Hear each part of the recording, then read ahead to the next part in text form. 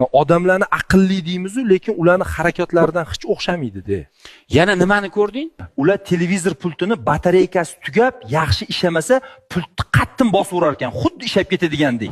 Unisi mayli, ba'zilari batareykasini chiqarib, chishab yana joyiga tiqib qo'yishar ekan.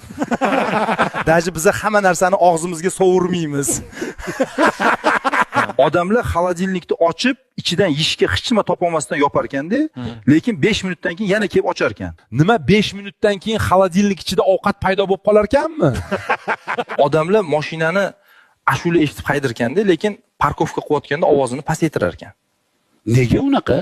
Bilmasam endi, ular ko'zi bilan emas, qulog'i bilan orientir olsa kerak-da. Ko'rshapaliga o'xshabmi?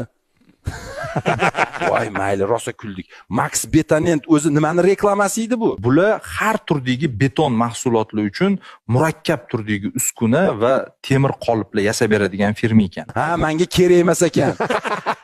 Sen uchun emas bu. Buni o'zini oladigan odamlari bor. Sen odam podam emassan-u.